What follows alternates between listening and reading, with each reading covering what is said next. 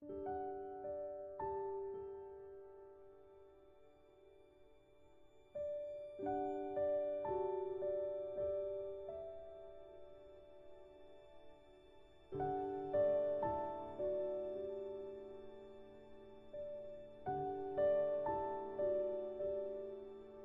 tua. Joel dan Pasco serta beberapa anak buah mereka berjalan menuju ruangan aula tempat konferensi biasa dilakukan. Mata Joel dan Pasco tertuju pada beberapa orang yang dibawa paksa ke dalam ruangan itu oleh orang-orang berpakaian hitam. Tampak mereka seperti tawanan yang dipaksa masuk ke dalam ruangan itu. "Ada apa ini?" ucap keduanya. "Apa yang terjadi?" tanya Deb pada salah satu orang yang ada di sana. "Tuan Otnal meminta kami membawa semua orang yang terlibat dengan kasus malpraktik dan mengumpulkan mereka semua di dalam ruangan ini untuk kalian eksekusi," ucap pria itu. Pasco dan Joel saling menatap. Mereka tak menyangka kalau seorang Otnal memiliki kemampuan seperti ini. Benar-benar bukan Otnal yang mereka kenal selama ini. "Baiklah," ucap Joel. Pasco dan Joel menyingkir dan berbicara agak jauh dari ruangan itu. Seluruh rumah sakit dibuat gempar atas kejadian itu. "Sebenarnya Otnal itu siapa? Kenapa kita seperti baru bertemu dengannya? Padahal kita sudah bersahabat selama bertahun-tahun," tanya Joel sambil berpikir. Dia menaruh jarinya di bawah dagunya. Pasco menatap datar ke arah Joel. "Hei, bukankah kau juga sama bodoh? Kami pikir kau hanya seorang petani bodoh. Tahu-taunya kau itu seorang hacker. Pantas saja kau selalu tidur berlebihan," ucap Pasco. Joel hanya bisa nyengir kuda saat Pasco menyinggung perihal itu. "Hei, kau juga sama kan? Kau menyimpan rahasia tentang keluargamu. Tapi juga sama, jadi bisa dibilang kita memiliki rahasia masing-masing," ucap Joel. Kau benar," ucap Pasco. "Dan semua terbongkar setelah kita bertemu dengan Diandra si cerewet itu. Ini benar-benar hal yang tak pernah kubayangkan akan terjadi," ucap Pasco. "Aku setuju. Aku tak menyangka kalau aku akhirnya akan menunjukkan jati diriku sebagai seorang hacker handal kelas atas ke hadapan kalian semua." "Hah?" Joel tertawa. "Jack, diamlah. Ayo segera selesaikan ini. Minta anak buahmu membawa cairan injeksi itu. Kita akan menyuntik mereka semua dengan cairan itu," ucap Pasco. "Oh, baiklah, tanganku sudah gatal, ingin segera membuat mereka menangis ketakutan memakai obat yang mereka edarkan sendiri." "Cepatlah, perhatikan kamera CCTV, jangan sampai ada yang mengekspos ini keluar. Kita bisa disebut sebagai pembunuh. Ini akan rumit jika sampai media-media bodoh itu tahu," ucap Pasco. "Tenang saja Tuan Pemarah, aku sudah mempersiapkan hal ini sejak semalam," ucap Joel seraya tersenyum menyeringai menatap ruangan aula. Mereka berdua melangkah masuk ke dalam ruangan aula di mana para pelaku yang terlibat dikumpulkan di sana. Semua orang yang terlibat dengan penelitian itu dikumpulkan tanpa terlupa satu orang pun. Pasco dan Joel cukup terkejut saat melihat ada sekitar 30 petugas medis yang terlibat dan 10 orang biasa yang juga terlibat dengan penelitian obat berbahaya itu. "Kupikir tadi hanya belasan orang, tahu-taunya banyak begini," ucap Joel. Pasco diam saja. Mereka berdua masuk ke ruangan itu. Para petugas medis tampak menahan kemarahan. Bahkan para investor yang ditangkap secara paksa memasang wajah marah dan kesal. "Apa yang kalian lakukan? Kenapa kalian mengacaukan rumah sakit ini?" teriak salah satu investor yang protes. "Apa yang kalian lakukan? Bla bla bla. Cih, munafik," umpat Joel. Pasco sendiri langsung bergerak mengambil cairan injeksi yang sudah disiapkan oleh orang-orang suruhan Otnal.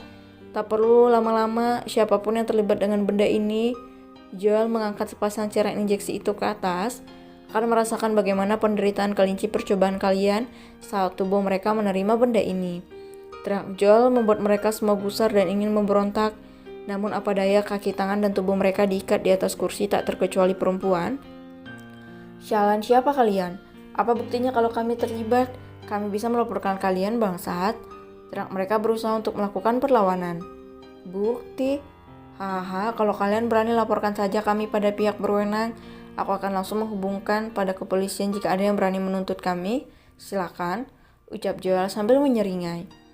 Tak ada yang berani bicara. Mereka terdiam melaporkan pada pihak berwajib hanya akan membuat semua kejahatan mereka terbongkar ke hadapan publik. "Tak ada yang berani.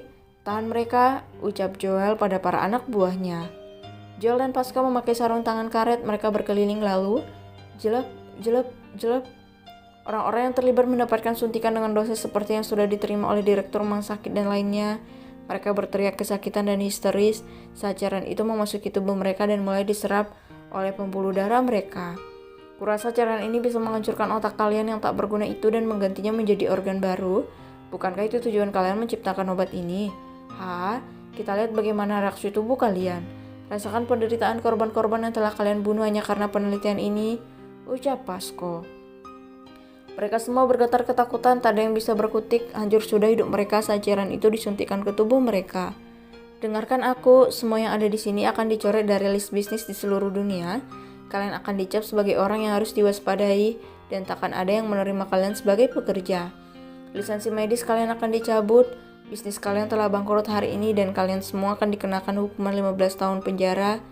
Benar-benar, Sir Petra, ucap Pasco pada seorang kepolisian senior di kota Berlin. Benar, kalian semua akan dikenakan tuntutan tadi, jadi persilakan diri kalian, ucapnya. Joel menoleh pada pria itu. Dia terkejut saat melihat seseorang yang dia kenal di sana. Loh, Sir Petra, papanya Otnell, gumam Joel. Aku mengundangnya, hanya dia yang mampu membereskan ini, ucap Pasco. Otnell akan terkejut saat melihat papa angkatnya di sini, ucap Joel.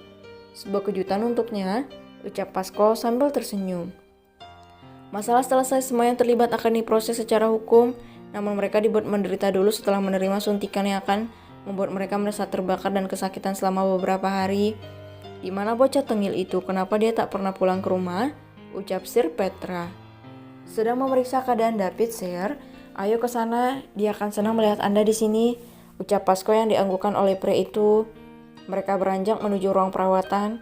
David dan yang lainnya memasuki ruangan itu. Otnell dan Joy tampak bekerja sama menyelesaikan beberapa urusan perusahaan David yang sudah menunggu untuk segera diselesaikan.